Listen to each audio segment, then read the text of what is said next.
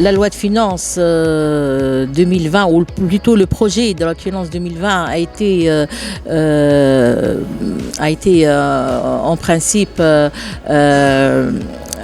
a été effectué dans le cadre d'une période transitoire, comme vous le savez, une période transitoire où il y a eu des élections présidentielles, législatives et tout, et il y a un gouvernement qui a préparé cette loi de finances qui est partant. Donc, moi, je ne partage pas votre avis concernant la non-visibilité. Non, c'est vrai qu'il n'y a pas eu beaucoup de mesures à caractère stratégique parce qu'on ne veut pas, parce que l'actuel gouvernement ne veut pas engager le prochain gouvernement dans des mesures à caractère stratégique. Mais cette loi de finances comporte des mesures de la poursuite de la réforme fiscale, de la lutte contre la fraude fiscale, de l'encouragement à l'investissement, à l'introduction en bourse, des mesures à caractère social. Donc on ne peut pas dire que cette loi de finances ne répond pas aux exigences de la période et aux exigences de la conjoncture économique du pays d'une manière générale. Vous parlez de critiques formulées, c'est-à-dire des critiques concernant des avantages, concernant cette loi de finances. Elle n'a pas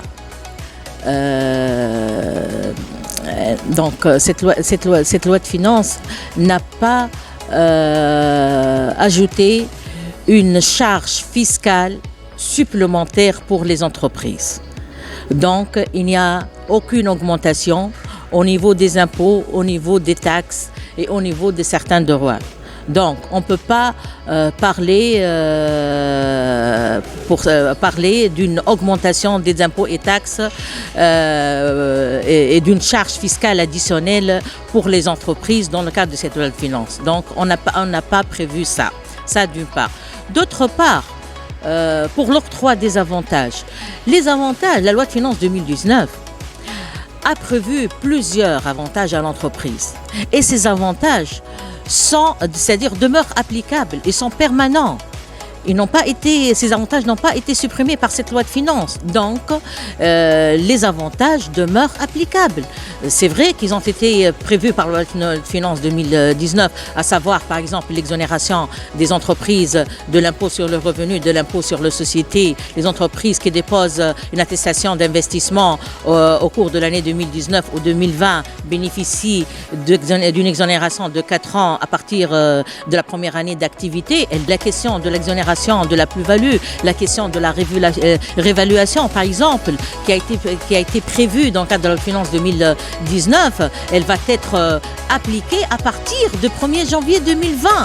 Donc, c'est un avantage très consistant. Plusieurs avantages ont été prévus dans le cadre de la finance 2019, vont continuer à s'appliquer en 2020 et lors des années ultérieures.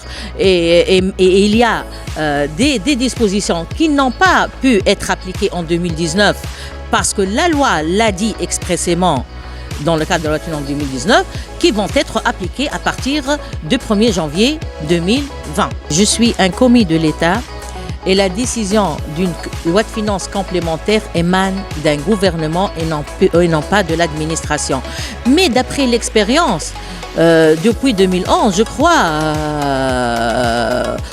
que chaque année, on a deux lois de finances, une loi complémentaire et une loi principale. Donc, moi, je ne peux pas écarter la possibilité de travailler sur une loi de finances complémentaire. Mais je ne peux pas le confirmer. Et ça reste toujours une décision du prochain gouvernement.